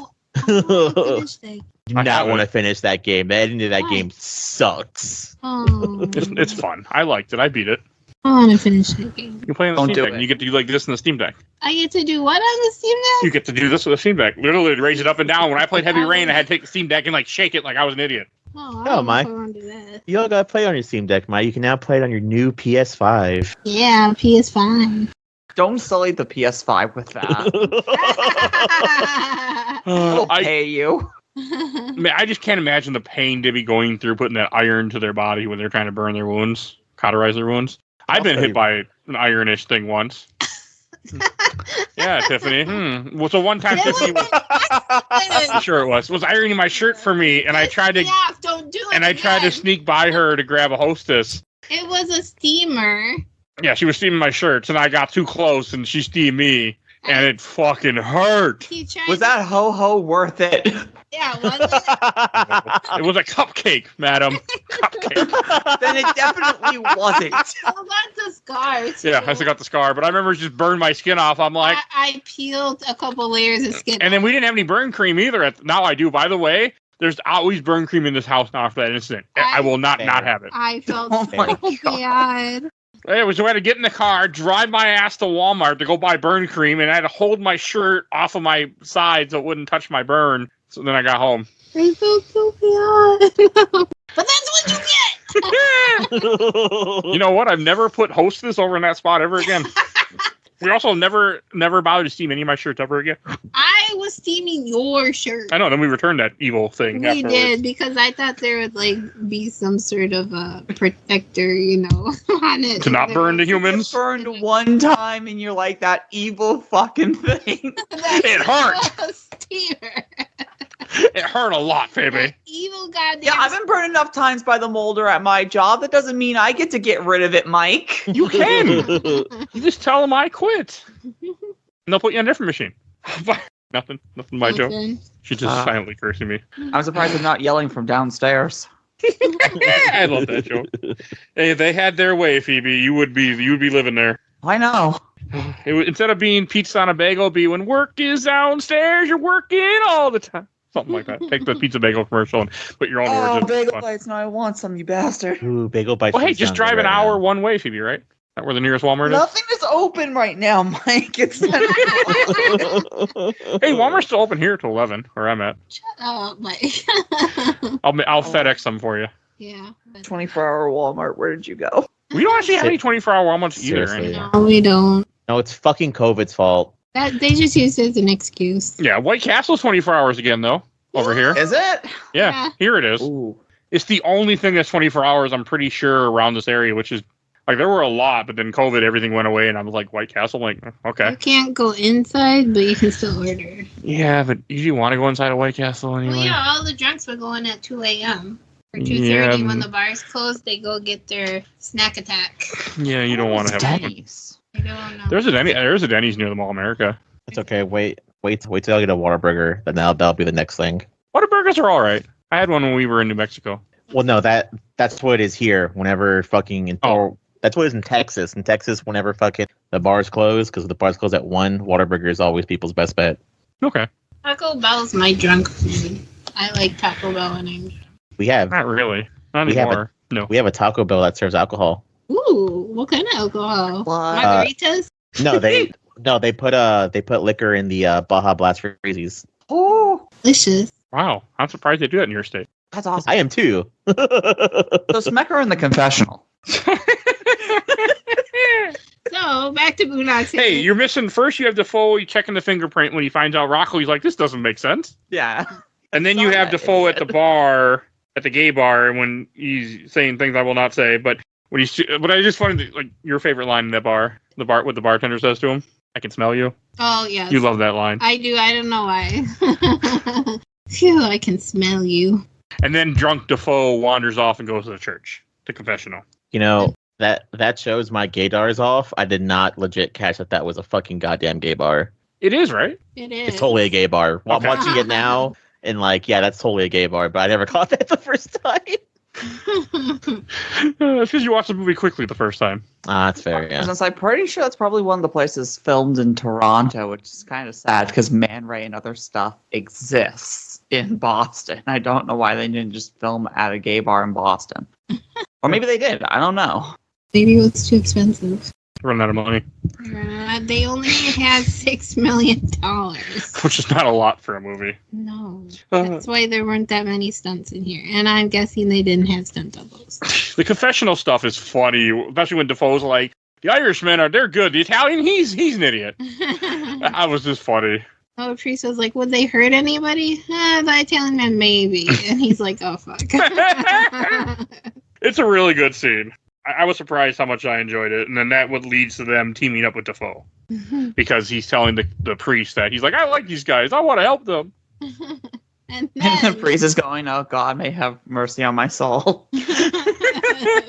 Rocco was like, God works in mysterious ways. And he's like, what the fuck does that mean? And then this is when they call Defoe and tell him their plan, that they're going to go attack the Italian mobster. I'm assuming that there's like a scene that wasn't here that should have been, where it shows that the mobsters knew they were coming. I felt like something was missing. Wait, what? Because they tell Defoe they're going to go attack the Italian mobster's boss house. Yes. And then Defoe is in the bathroom talking to that same guy we saw earlier, where he's like, yeah, he's ready for them, that they're coming. Yes. And I feel like there's something missing where the mafia finds out that they're coming and how they're They captured. don't know they're coming. They capture him pretty damn quick. I know, but he thinks Rocco is going around killing people. So what would you do if you think somebody's going around killing mob people? You hide up in your house with a bunch of people protecting you. I know, Yeah, but I just felt like there was a scene missing. Like we didn't get a scene of them You getting didn't fighting or something. Yeah, he missed it. He wants the scene where they break in and they fight. Yeah, but instead you just see them tied up in a basement all bloody. It's too expensive. Probably what it was. It's cheaper to just show them already bloody. I don't like this part of the movie. I don't really. You don't like the Rocco scene? No, I don't like any of the stuff in that house in the final part. But Willem You don't like the Dafoe. Willem Dafoe? That was kind of funny. Come, baby. Especially when you made the comment like, oh, the wig glue. He didn't put wig glue, and I just started laughing, and I'm like, damn it, he's right. That was funny. And the guy's like, oh, the wig comes off, he's like, oh shit. And He didn't cinch, he didn't tuck, he didn't put wig glue on, the makeup was on point. I think the funnier of that though is that he does all that and he like beats the shit out of the guy and then he puts the wig back on and like just kind of like keeps going. The only reason he's still alive is because El Duce doesn't kill women or children, and he thought he was a woman. I did laugh when Defoe goes downstairs and the other guy's like, hey, do I get a turn too? And he's like, you not see him carrying the gun? Like, nope. I don't care what she looks like. If she's got a gun in her hand, I'm not going to go, oh, hey, baby. I'm like, what the Maybe oh my that's God. what they do for foreplay. Who knows? I don't think so. How do you know? I don't know. Mike, don't kink shame here. Yeah, let's not king shame. This I do isn't not the king sock shame. guy. Something Don Corneo, something. Oh, God, John. Yeah. I don't like them being tied up in the basement. I don't like Rocco getting his finger blown off and then getting killed. I get the point of it is to take everything that's been fun for the viewer and fun for the Saints and all of a sudden put them in actual danger for the first time. Like, but I just don't like it. A lot of the movie up to this point was kind of dumb luck for them. They start out as extreme amateurs. By the strip club, they might have something going on, but even then, Rocco's the idiot. Mm-hmm. Like, there's always something that proves that they're way out of their depths, and now they're trying to hit up a mob boss's home. Something was bound to happen. I mean, they couldn't have possibly thought he'd just be there by himself after they were taking shots at the people in the mob. Because they were just too confident. Oh, cocky, yeah. But, cocky is the word you're looking for. And then the mob boss drives off, which I thought was weird, but then it makes sense because otherwise you wouldn't have the ending. He drives off. He gets in the car and he leaves. He's like, a dude's chasing the bush somewhere. I'm leaving. And he just drives off. I'm like, you four stay here, and if anybody comes in and shoot him, and it's like, you know El Duce. The boogeyman that your family has been talking about for 30 years is coming, and you think 4 guys is going to stop this monstrosity of a human being? He didn't care. He just left. He didn't care. He was hiding like the coward he is. Yeah, they were just blockades at this point. But God, this is the part where Tiff had to look away when they're in the cell and Flannery he gets his foot free because he breaks like something with the chair. But when they kick Norman's arm and he breaks it to get him out of the thing, I can't look at it either. I don't like stuff like that when they break bones and chop off fingers and stuff like that. I don't. Yeah, too much for me. But hey, I mean, that would work. I mean, it's not like they actually showed it. No, but you know what's happening. You know what's happening. What's supposed to be happening. And I think you hear it. Yeah, they did a good job with the sound effect. Yeah. And then they kill a guy and they start praying.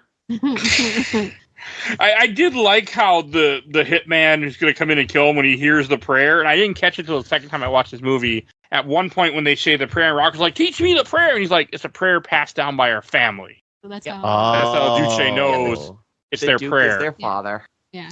Oh, holy shit. I didn't catch I've seen this movie multiple times. It wasn't until I watched it the second time, because Tiff made me watch this movie twice before the recording. You're welcome. And I caught it the second time. We were going to watch it as her, but he went. That's fucking cool. Yeah, both parents are absolutely amazing, because you have the Duke who teaches them this prayer that they always say to their killings. But early in the movie, when they're in the police precinct and Willem Dafoe asks them, what languages do you guys speak? And it's Russian, Gaelic, French, Italian, German, Spanish. Yeah. They speak like everything under the sun for no other reason than their mom made them. taught them. And they work at a meat packing plant. It's okay. I think the funnier part is you have them know all these different languages, so it makes sense Norman Reedus sometimes forget that he's Irish and doesn't talk with an Irish accent. When was Blade 2, Joe? That's like early 2000s, right? Blade Yeah. 2? Norman Reedus isn't also in Blade 2. Yes, he is. 01 or 02. Okay. Yeah, that's before he got famous. Until Yeah. Walking Dead. Yeah, 2002 is Blade. Okay, because Walking Dead is when his fame blows up. It's No, stupid because he was good before then. No, Norman Reedus was famous because of this, because he was well known in Blade, and people were actually mad that they made him like the goofy, like when they had that dumb twist at the end. Yeah, people were actually mad about that because they love Norman Reedus. I didn't know who it was. I saw Blade 2 first, and I saw this because superheroes. Okay. Superheroes. And I do like the stuff when you have the trial, and I thought the trial is really good. Where you all of a sudden you see the mob bosses at trial. You have them just throw their guns over the metal detector, and there's no guards. I thought that was like okay. Well, okay. Did you notice who pulls the fire alarm? Yeah, I know they're working with the cops. I did. But why did they pull the fire alarm? So the rest of the people in the building left? Yes, all the innocents could get out. Or the Okay. vast majority of the innocents. Okay, there you go. That's what I thought. Okay, that makes more sense now. Isn't that what I told you? Yes, but we also made a joke saying, well, it's the 90s, you could do that, where they had no way to throw it over the... Some witnesses to No, I was spread the talking message. about the fire alarm. Yeah, I know there had to be some witnesses, but also, like, I don't know if you caught this, but probably did, but when they're in the... When they're in the court, the one guy's like, he's going to be the next Gotti! I started laughing, because I like that joke. Because John Gotti was the Don around this time for the Gambino family. I think in the 90s, it got off two or three. He got off 3 times, I think, or 2 times. Good So God. it's going to be his third. Yeah, it was 2 times he got off. And the 3rd time, he thought he was going to get off, but then they whisper in his ear, you shouldn't have talked so much in that lady's apartment. And then he realized, oh no. Oh, no. It's good. I love that fucking story. Because John, here's your fun history lesson nobody asked for. John Gotti, the mob boss, they ended up putting bugs in this restaurant where he was, and he was talking. But what he would do is he would trick the cops. He'd go in the building, then he'd go out the back door in the alley, go in an apartment building, and go up to this one woman's apartment and use her apartment to talk. But what happened is somehow they figured it out. I think they watched him do it, or somebody told them something. So then they bugged her apartment, and then they got him to admit to all these different murders and things that he did because he didn't realize they bugged the apartment. That's why I took down John Gotti. Interesting. No, 'cause the other 2 times he was in court, he scared off one guy who he beat the shit out of years ago, terrified him to come forward. So because he's like, they're going to kill my family if I testify against him and me. So he didn't testify. And in another case, they bought one of the jurors. So that's how John Gotti got off. But John Gotti was an idiot. So, but yeah, that's what that joke is. And I just appreciate that because it's something that I feel like also kind of fit the time. A long explanation for a That's joke. fine, but also fit the time because late '90s would have been closer to when Gotti was arrested and things. I think it was the '90s. So, Phoebe, why don't you tell us what happens at the end besides me telling the joke?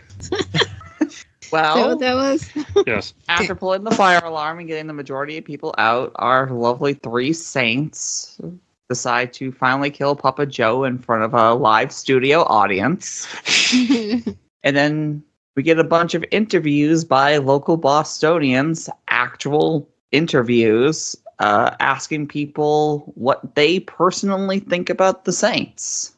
And I love the guy who's just like, there should be one in every city. I love him. So did I sign up? I want to fuck some shit up. Were those just random places in Boston too they were filming? I'm pretty sure they were just random people. Like, we're filming a movie. Can you just do a little ad-lib real quick? Okay. I do like the court stuff. I do like when they start doing the whole, saying the prayer, or not the prayer, but we want your corrupted, we want your criminals.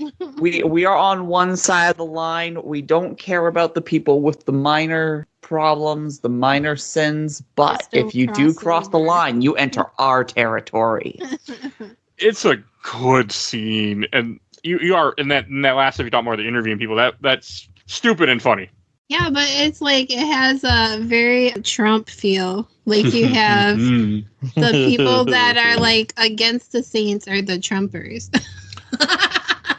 It feels like it sometimes, yeah. What? It did. Well, you're just thinking of the TikTok that you watch where they're like, oh, Biden said this, and they were Trump quotes. And then when they tell them, oh, wait, sorry, I meant Trump, not Biden. And they're like, oh, that's okay then.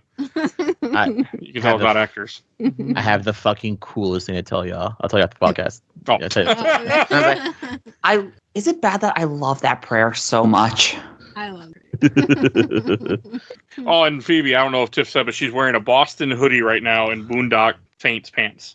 Oh, Boondock Saint pants exist? Yeah, they got their faces all over them and the cross. And I'll have to take a picture and I'll send it to you. Oh, please do. Thank you. They're specially ordered, I'm pretty sure. They are specially ordered. That's awesome. That's how much she loves this movie, okay? For thee, my lord, for thee. Power hath descended forth from thy hand, and that our feet may swiftly carry out thy command. So we shall flow a river forth to thee, and teeming with soul shall it ever be. In nomine Patris et Filii et Spiritus Sancti. Well done. All right. And, hey, 10 years later, we got a sequel to this movie. Yeah. Not my favorite. Which I know everybody hates. And now we're getting another one. I can't... We'll see how well that goes. We'll see if it happens. So they've been talking about making a third one for a long time. We've talked about it on this podcast with Ken and Bill, and I think there was some controversy, too, with the director, with Troy Duffy, where he burned the money. Essentially, that he got he got enough money, but he just wasted it. But I can't remember. It's somebody else now, because from what I read earlier, it's something like they're reprising their roles, but it's a soft reboot. I don't know if they're passing the torch. From what I was reading, they're passing the torch. They're just going to be involved in it, but who's going to be involved in it? The Sean Patrick, Norman Reedus, but they're not going to be the main characters. Oh, they're not. No.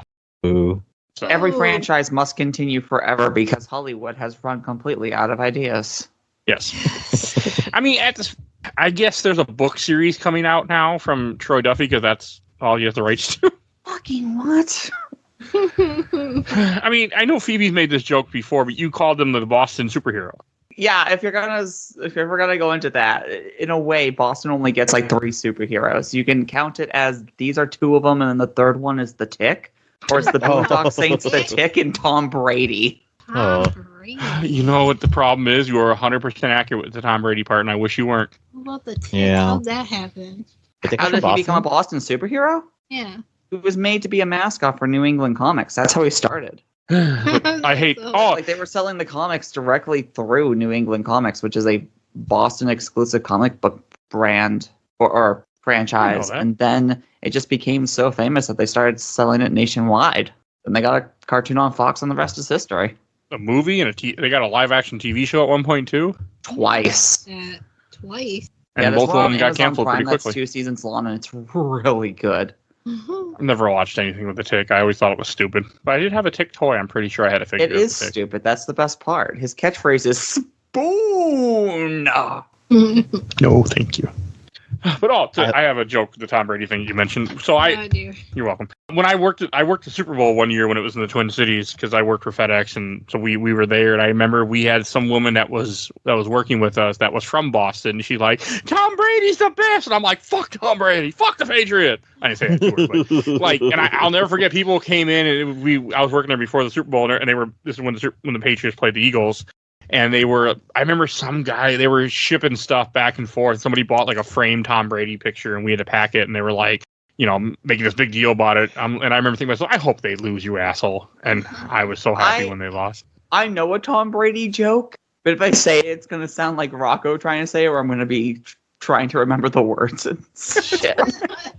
But I'll just never forget that where people were just like, so, and I was just so happy when they lost. But that's what it reminded me of. But I forgot that, he's a pretty much a superhero to Boston, isn't he, at this point? Up until, I don't know how it is right now, just because of Deflategate, but... Deflategate, I mean... Yeah, Tom Brady was the third time they cheated and got caught. That's all. And got caught. If you have Spygate, you have Deflategate. I know you have some other... I know there's got to be another one, too. Oh, I guess we have 4 superheroes, because we also have Big Papi. Who's Big Papi? He's a Red Sox player. Oh, that's why I have no idea what you're talking about. Okay. I don't follow baseball at all. You don't follow. I don't follow any sports, but I know these names.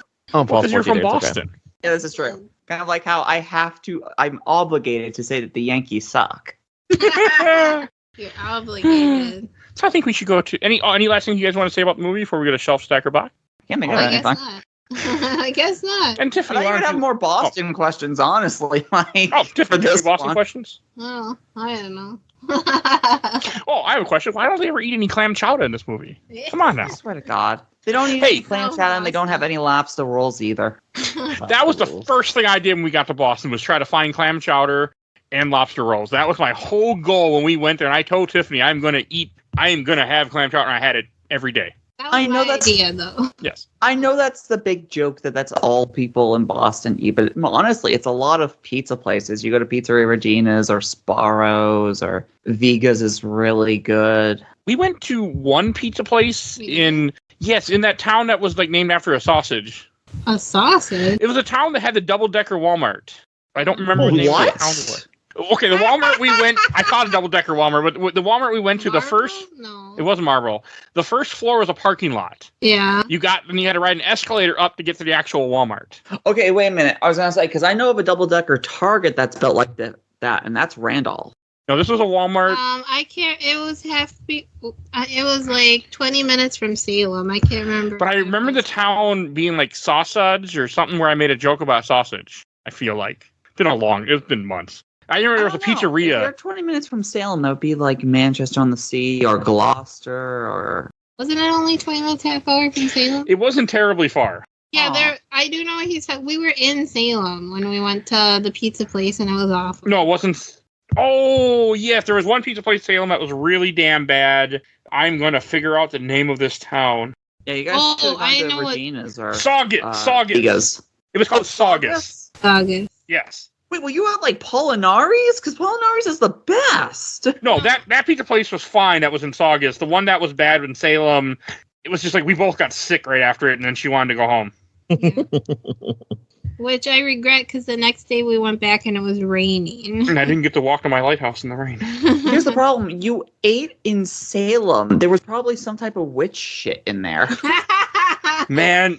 In this restaurant, I firmly believe it because he ordered pizza and it was like soggy and drippy. It was, oh God. No, they did black magic on that. It was an Italian pizzeria / ramen restaurant, I think. Yeah, it was weird. It was like Italian. I'm not joking. / Japanese. I was looking, and then like literally 50 feet away was like a regular like bar and grill place that he could have taken me to, and he's like, "Well, you said you were hungry."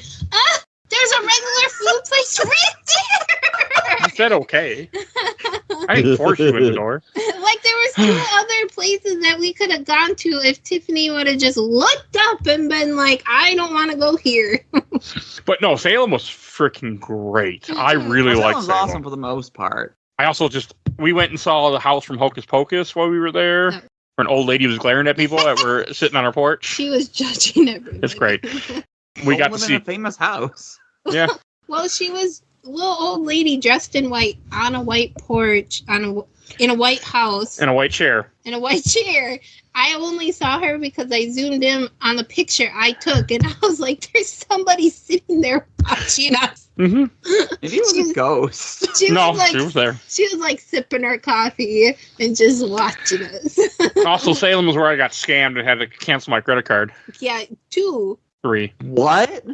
I went to. You're lucky I have my bank card. I am lucky. I went to pay for parking, and it took me to a website. But like I typed in the price I was paying parking, it took me to a fake website, and I didn't catch it. 3 times he didn't catch it. So, God. and I fucked up all my cards. His mother freaked out So I had to go get new cards. because he used one of her credit cards.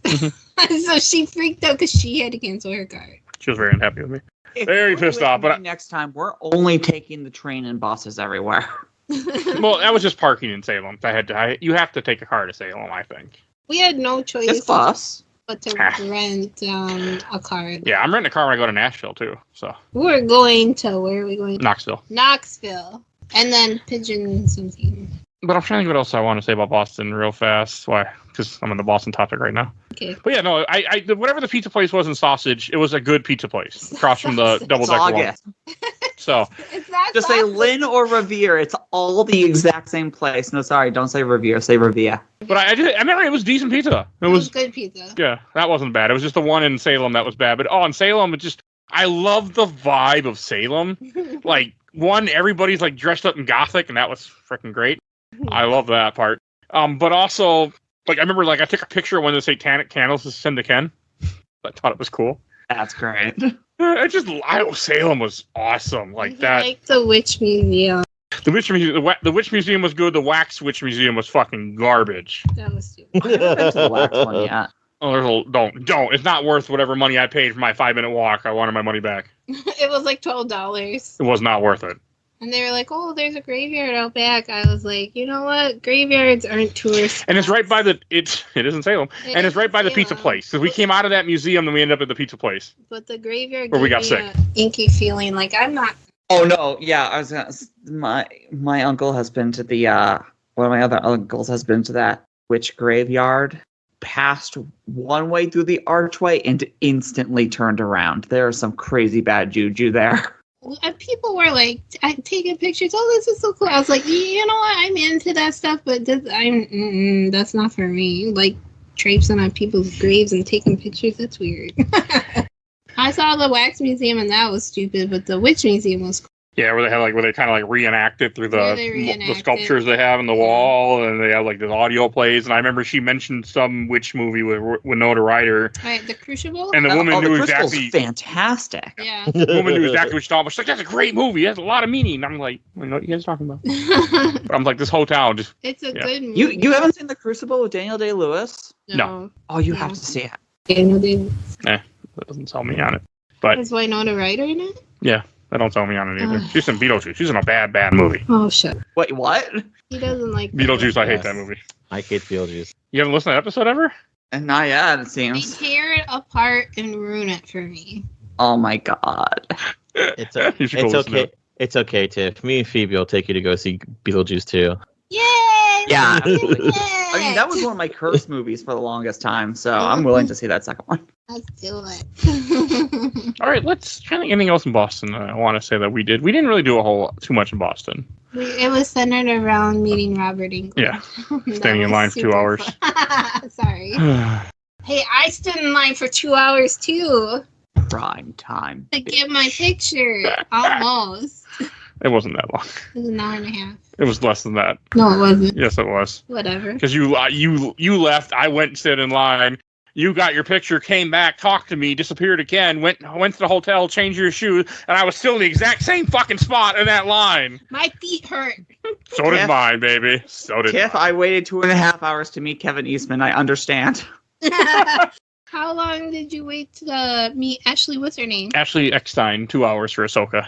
But the line moved. I didn't stand in one spot. The line actually moved. Robert Englund and I watched idiots in front of me go get their stuff signed while I stood there going, that's nice. I didn't wait that long for Tony Todd. He was super cool. We also got there early, so. For Tony Todd? Mhm. Oh. No, it wasn't. But let's go to Shelf Stacker Box. And Tiffany, why don't you go first? What am I doing? Shelf, stacker, box. Oh, shelf.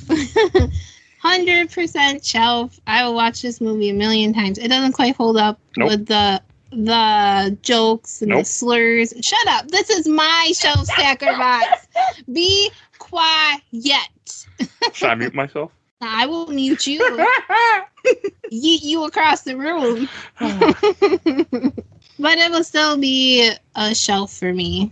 I will make Mike watch it again and again and again. I'll be in trouble if it comes in theaters. I hope so. That would be so much fun. We'd be going.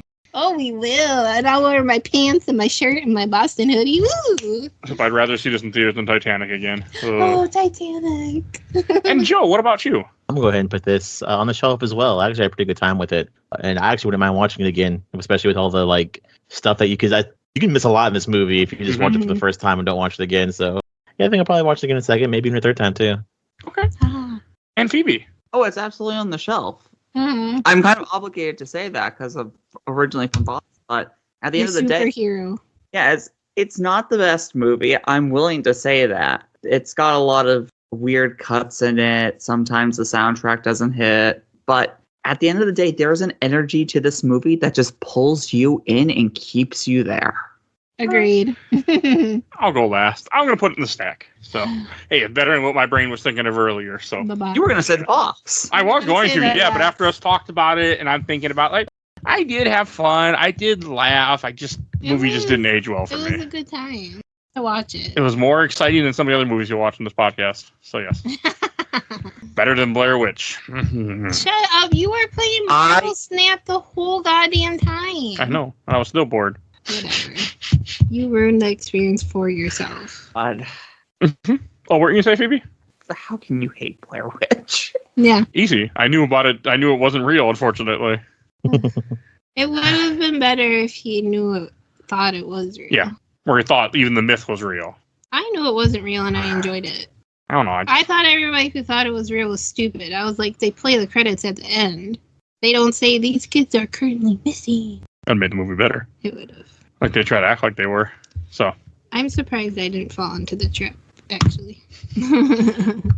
All right, and Phoebe, where can people find you at? Hi, I'm the Let's Play Princess. You can find me on Twitch and YouTube underneath that name, or on the website that I'm still going to call Twitter under the LP Princess. Hey, until the URL doesn't, if you type in Twitter, you are directed to Twitter. Until that changes, it's always going to be Twitter. Good. Xehanort hasn't won yet. Shut up. So I made the joke on Facebook that I was saying that Elon Musk is going to be the next Republican candidate once Trump is finally gone. Oh my God. Oh, don't say that. I could see it happening, couldn't you? It's going to happen. Jesus, and we're going to end up with that idiot as a president. Yeah, people I vote for him too. love that we were all on board initially when it was just SpaceX and everything, and then he had to say one thing, and we all flipped a switch and became anti-Elon. I wasn't a fan of him. I didn't really know anything. I'm not a fan of anyone that's a billionaire because if you're a billionaire, usually they know everything. Yes, usually. We don't have a real life Batman, or Bruce Wayne, or Tony Stark even. They both thought they know everything, so I don't know what you're talking about. But as I made the joke to Rob on Facebook, I said, Elon Musk, hey, he's a genius. He bought a company for way more than it's worth and tanked the value of it. So, Mike, we might not have real Batman or real Iron Man, but you know what we could have? Real Lex Luthor? Real Boondock Saints. Let's do it. Yeah, I can see that. All right, and if you enjoyed this episode, there's over 600. That feels so good to say. Other episodes of this podcast. As I said before, we do Patreon polls every month. This was a Patreon poll. So go join our Patreon. Little as $1, you can vote. We have 1 to 2 polls every month. You also get bonus video episodes sometimes, so you get to affect the show. You get to see some extra content of just the raw, unedited video footage of some episodes here and there. Not this one. But so definitely go check that out if you want to support. If you want, we also have a Discord. Please join our Discord. See a link in the show notes. And want to give a shout out to my awesome intro and outro courtesy of Helena at Hell Hasphere. You'll see a link to her link tree. Check her out Instagram, TikTok, Twitch. And also give a shout out to a gamer looks at 40 with Bill Tucker. He's on the show quite often. If they go check out his show, he's back from hiatus. So he's doing all Final Fantasy right now. And check out Nintendo Main Podcast and Nomads of Fantasy Podcast. And please follow us on Facebook, Instagram, Twitter, Threads, Blue Sky, TikTok. Why it's still there. And YouTube, audio only, and I think that's everything I need to say. Oh, and review us wherever you get your podcast, please. iTunes, Spotify, YouTube. Just review me anywhere you can, And that's everything I need to say. We will see you guys next time. Bye, everybody. Bye. Bye.